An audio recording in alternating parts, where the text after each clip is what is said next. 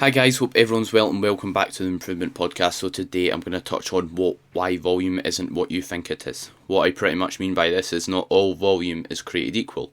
Doing 5 sets of back isn't always 5 sets of back depending on what exercise it is and how you perform that exercise. There's a lot of considerations that go into it. So in this episode I'm going to touch on kind of why volume isn't black and white, why doing maybe 6 sets won't always be the same as doing maybe 6 sets on another exercise, just to basically help influence your decision making in the gym and allow you to have the awareness of how to maybe get more out of an exercise, why you don't maybe need to follow certain recommendations, and why certain exercises may influence how much kind of work you can overall do.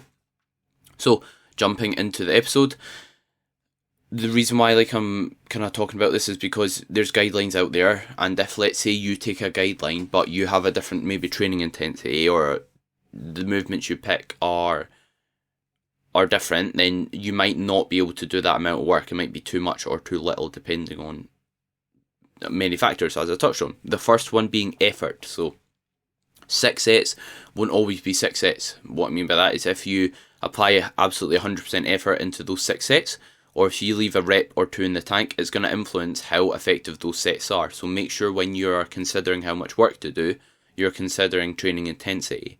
So as a whole, the closer to failure you train, the less overall work you will need, because a good kind of theory to touch on is the effective reps theory. So the closer you are to failure, the more effective those reps are, the more stimulative those reps are.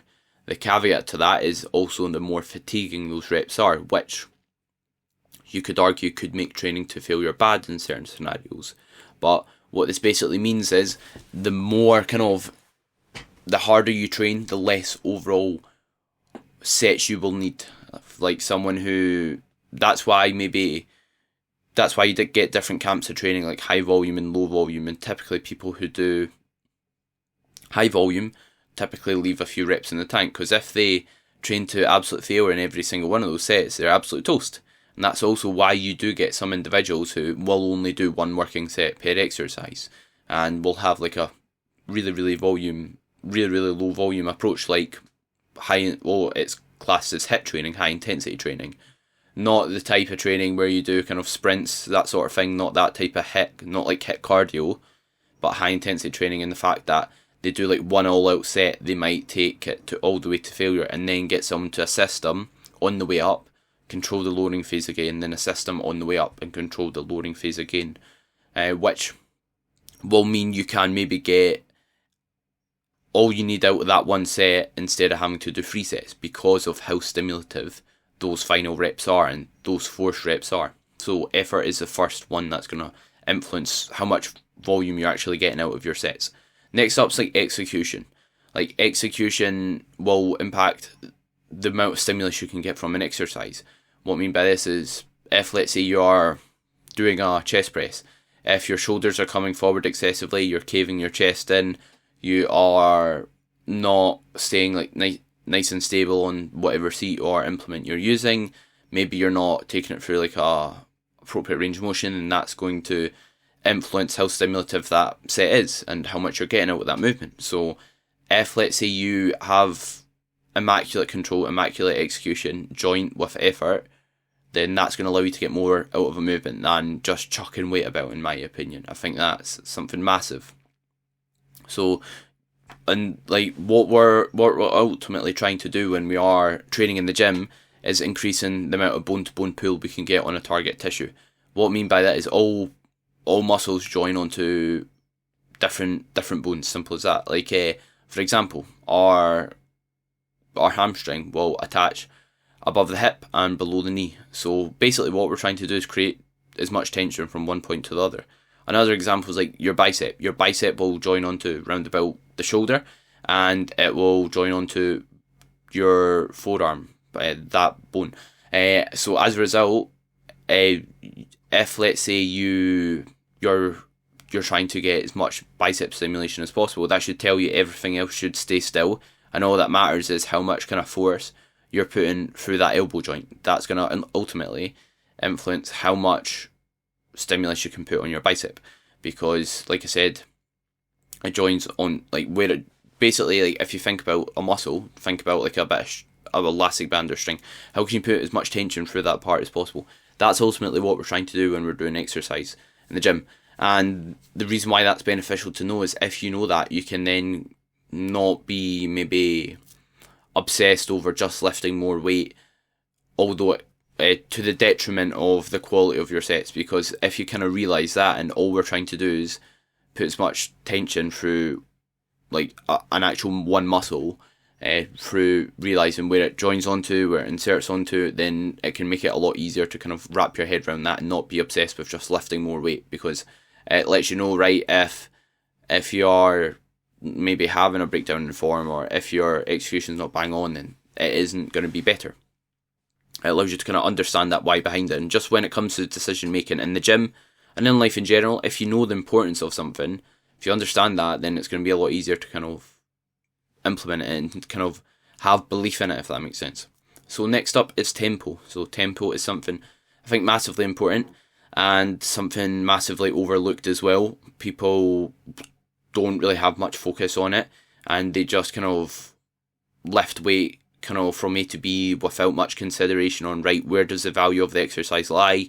What can I get out of it? Can I potentially pause it, and why would I pause a certain exercise?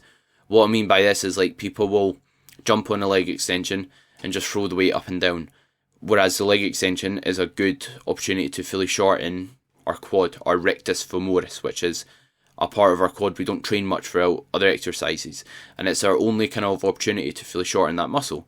So if, let's say, we're just jumping a leg extension, we're just like throwing it to the top and then not spending any time there, then we're not actually loading our quad where the value of the movement lies. And if you aren't pausing at the top, then you should have great control going out of that position with a nice slow eccentric, or lowering phase in other words. So think about maybe when you're doing an exercise, right, what's the value of this movement? Another example, chest supported row. When you're doing like a chest supported row, the value of that movement is kind of having that chest support available. And the reason being is, if you've got a chest support available, what that basically means is you can use that chest support to your advantage by allowing your shoulders to stretch forward and getting a great stretch in your upper back. So again, that shows us, right, the benefit of that is the bottom of the movement, because we can get a great stretch due to having the chest support there. Whereas if we try and do maybe a standard row, like a barbell row or a dumbbell row, and if we try and get a really deep, great stretch at the bottom for our upper back, we most likely won't be able to maintain neutral form. So now you know, right, if you jump on a T-bar row, there's probably a benefit in spending a time in that stretch position, because that's where the value of that movement lies. Another example could be, let's say biceps or something. Let's say you're doing, or any exercise really, let's say there's a point in the movement where there's a lot of tension, there's a lot of stimulus to be had. Does it not make sense to spend time there? For example, squats. It doesn't make sense to spend a lot of time at the top unless it's to crank out a few extra reps, because there's no tension there, there's no value in pausing there. Whereas the bottom, that's where we're getting a great stretch in our quads, and that's going to allow us to kind of get more out of the movement. So think, right, what movement are you doing and how can you get more out of it? And pausing certain movements can help you get more out of it as a result of that. And something else to consider is like the eccentric portion of the rep. So something I think is massive, like people go on, right, the eccentric's beneficial for muscle growth, you should control the lowering phase, but not a lot of people explain why. And the reason why I believe you should control the eccentric is, when it comes to the eccentric, if you control it, you're going to have much better ownership of that weight when you're changing direction. What I pretty much mean by that is, if you just kind of like fly the weight up and don't control the lowering phase, it's going to be much harder to keep it on the muscle rather than if, let's say, you had a really controlled lowering phase.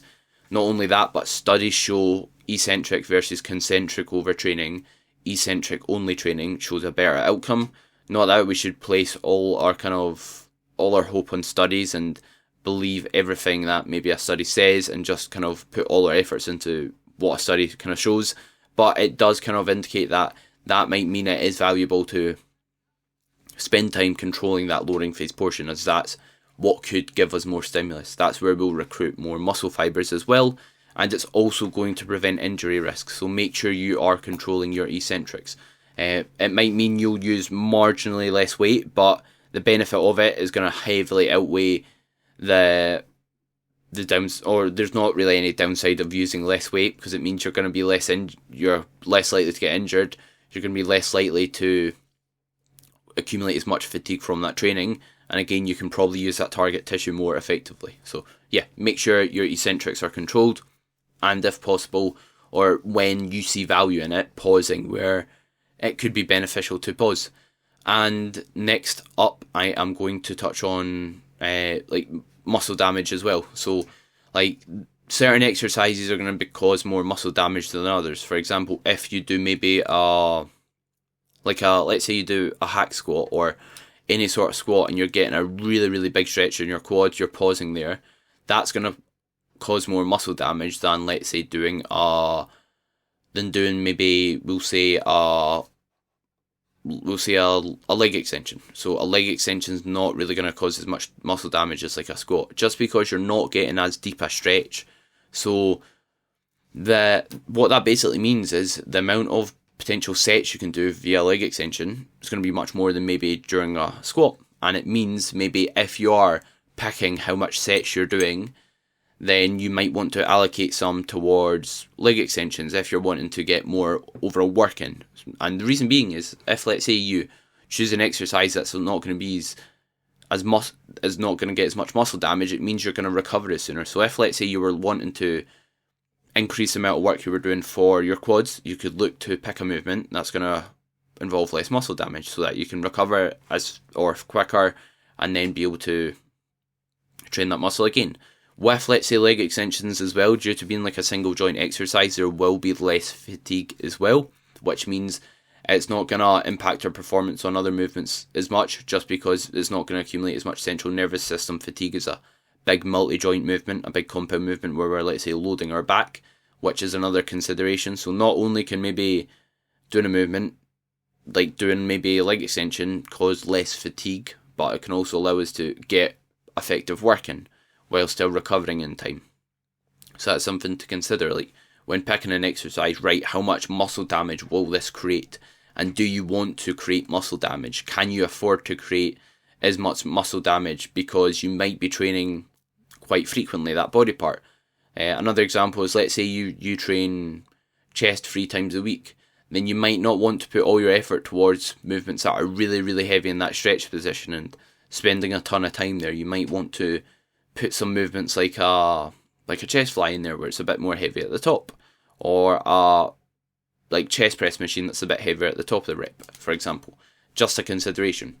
And as well as that, like this one will tie into it as well, but like range of motion. So if you are getting a deep stretch, then you are going to ultimately get more out of an exercise. And if, let's say, you're not going all the way down, you'll have less fatigue accumulated from that movement, and overall you will get more out of it. So as you can see here, like from what I'm talking about, it's not just about how much sets you're doing, because so much will influence how much you can actually get out of a set. Like if someone does, let's say, a barbell back squat just to parallel, or they take it as deep as they possibly can and get an absolute ton of bend in their knee, they're going to get more quad stimulus from going as deep as they can, in my opinion, than just stopping at parallel. So yeah, range of motion will also influence how much muscle damage, because you get more muscle damage in that stretch position. You also get more stimulus in that stretch position. So that's something to consider, and less fatigue from it. So make sure you're again using a full range of motion. You're spending time in positions that are valuable.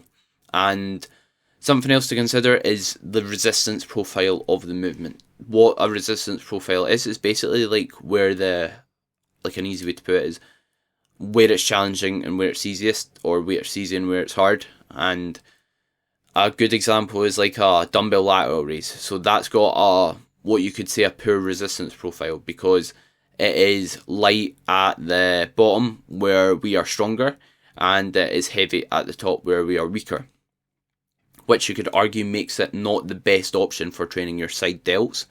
Does that mean you can't do dumbbell lateral raises? Definitely not. Does that mean you might not want to do all your sets from dumbbell lateral raises? Potentially yes.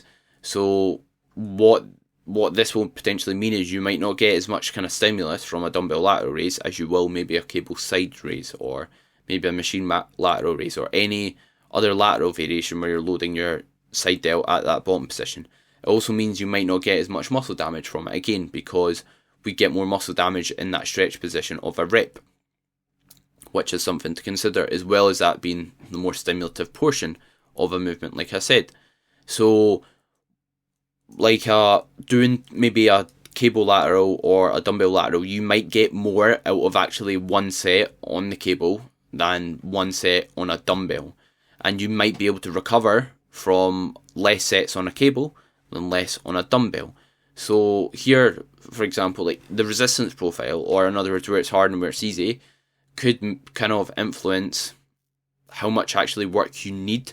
Because if, let's say a dumbbell lateral raise, you're only working your side delt effectively throughout, let's say, 1/2 of the rep, then you could argue, if let's say you do 12 reps of a dumbbell lateral or 12 sets of a cable lateral, you're getting more of those reps of a cable lateral, because it's going to be hard throughout that full range. It's going to be stimulative and really challenging throughout that full range of motion. So it means you might not need to do as much work, and you might get more out of the work you're doing if you've got appropriate resistance profile for that body part. From experience, it just makes exercise feel better and make it a bit easier to stay on that target muscle. You could argue it can help accumulate metabolic stress, or basically help get a pump in that target muscle and stop blood from exiting that muscle tissue, just by picking an exercise where you don't get any break throughout any of the range of motion, if that makes sense. So that is something to consider. And another example of maybe a poor resistance profile is like a tricep kickback. Pretty horrendous exercise, because it's only loaded throughout the top portion of the movement in the shortened position, or when a tricep is fully contracted, when it is short in length, if that makes sense, where muscle growth usually doesn't happen best.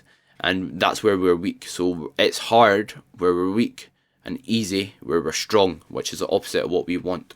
Whereas doing like a cable tricep extension's appropriate, because it's usually hard throughout the full range. And so yeah, consider maybe where an exercise is hard, where it's easy. Or in other words, like, see when people say constant tension, this is usually what they mean, but they just don't know the term resistance profile. So if you can get an exercise where you are challenging the muscle throughout a full range, then that's going to be beneficial. If you do follow me on Instagram and you've seen me do a cable chest press, that's the benefit of like a cable chest press in comparison to like a dumbbell chest press. And if you need to choose maybe a good resistance profile for an exercise, depends on, or if you need maybe a quote unquote perfect, or if you need it loaded throughout the full range, you could argue you don't. But what we're looking for is at least having tension most of the time during that stretch position of the rep, in the middle position of the rep, as again, that's where muscle growth for most muscle groups happens best. Another consideration is if it's a compound or isolation movement you're doing. I kind of touched on this briefly earlier, but if you do maybe 2 sets of a hamstring curl or 2 sets of a Romanian deadlift, those 2 sets are not equal at all, because if you do maybe 2 sets of a hamstring curl, you're not going to get as much lower back fatigue, you're not going to get as much central nervous system fatigue, you are not going to get as much of a stretch on your hamstring potentially, which will mean you might be able to recover from that a bit better, because it's not as heavy in that stretch position in comparison to an RDL. So here you can maybe argue that if you're wanting to add work for your hamstrings, you're struggling to recover already from a central nervous system point of view, or you're just finding that your lower back struggling to recover, then doing it via the hamstring curl could be a better option. So always consider, right, if you do need to do more overall work, where does it make sense to place it? Does it make sense to place it on an isolation movement, or does it make sense to place it on a compound movement? And if, let's say, you struggle to target a body part on a certain exercise, like if you struggle to target your chest, then you might want to do maybe some isolation work, like a chest fly, so you can see, right, this is what it feels like to actually get a chest contraction. This is what it feels like to isolate that muscle group. And then you might be able to, quote unquote, connect better with that muscle group when you head on to another exercise.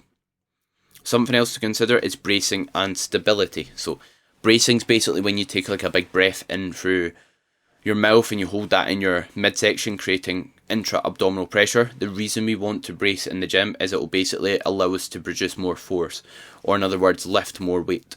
And of course that's beneficial because it means we can ultimately put more mechanical tension throughout the muscles in our body. Simple as that, which will lead to better muscle growth. Because we don't want stability being the limiting factor during the movement, we want our muscles to be the limiting factor. So if we can create more stability through bracing, especially on big compound lifts, and then we'll be able to get more output from them. We'll be able to get more from those movements in terms of stimulus. So make sure you're considering bracing, just basically taking a big breath, belly breath. A good example is like if you were getting punched in the stomach, what would you do? You take a big breath in, you're told that. That's basically what we want to do when we are taking air in for an exercise in the gym. And next up is stability. So how stable an exercise is will influence how much we can get out of it. For example, if we are doing, let's say we're doing maybe a dumbbell chest press, let's say. We're doing a dumbbell chest press or we're doing a chest press machine.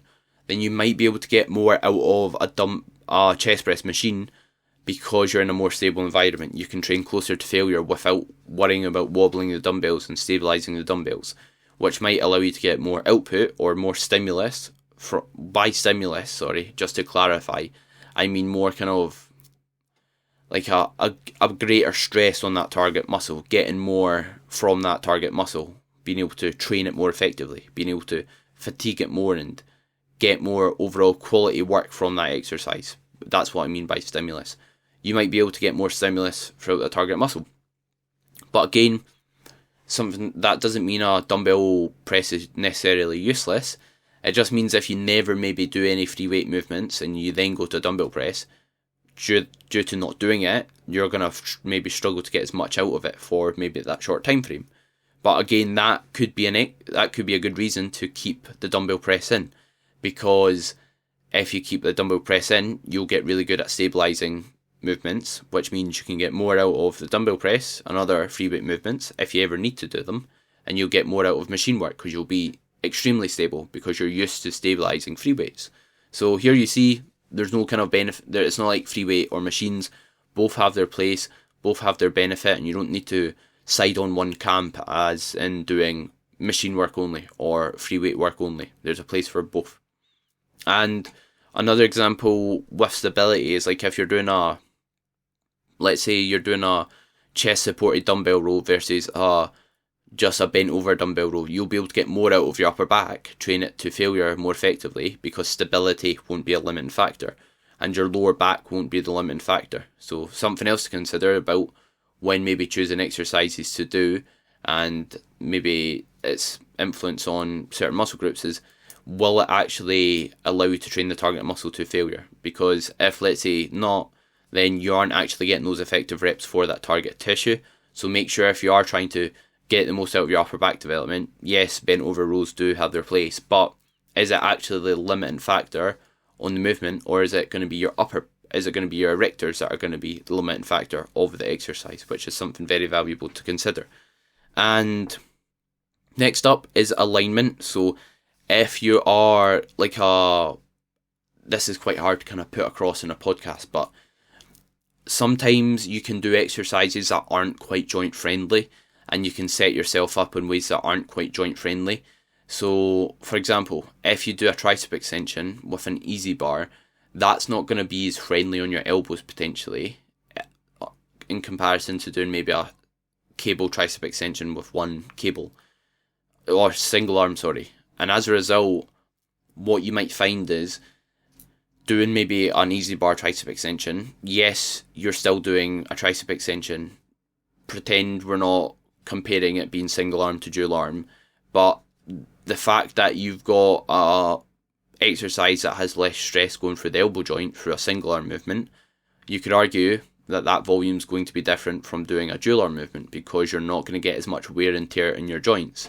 So here, both tricep exercises, both maybe on paper relatively effective exercises, but here you can see doing an easy bar is going to be different from doing maybe a cable movement because you're going to get less stress through that target, that joint that's going to be loaded. You're going to get less stress through the elbow joint while training a tricep.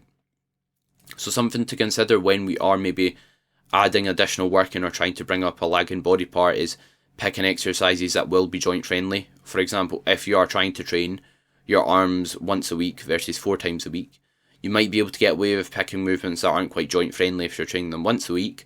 But if you're trying to increase that to 4 times a week, the importance of having good execution and the importance of having good movements selected that are going to be joint friendly is going to become much greater, because the likelihood of running into wee aches and pains and wee issues is going to be exaggerated massively just by the fact that you're doing more overall work. So there's a greater likelihood of running into wee aches and pains over time. So make sure you consider that. So quite a lot I've just went over there, and I know I didn't give you kind of definitive answers on what this basically means, or does this mean you should do this or that. I've not told you, right, this is what you should do in the gym, or this is what you should do with your program. But this episode's more about just educating you.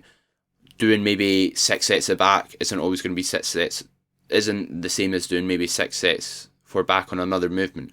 Not all volume is created equal, which is something massively important to remember. And it just allows you to kind of have the awareness of what's going to influence how much you actually get out of the set, from a stimulus point of view, from a fatigue point of view, from maybe a injury management point of view, and like its knock-on effect on maybe your joints, loading other muscle groups, etc., and how it can affect subsequent sessions. So I hope this helped. So quick kind of summary. So when you're picking exercises, consider how hard you're training, how you're executing them, including your tempo, range of motion, where the exercise is hard and where the exercise is easy. Is it a compound or isolation movement? Consider bracing, consider how stable the exercise is, and consider the alignment. All those things will influence how effective an exercise is and its effects on that session, your week of training as a whole, and how much progress you can ultimately make. So thank you very much for listening or watching. If you enjoyed it, please feel free to like, subscribe, share it on your story if you did enjoy it, and be sure to tag me so I can reshare it. And thank you very much for watching.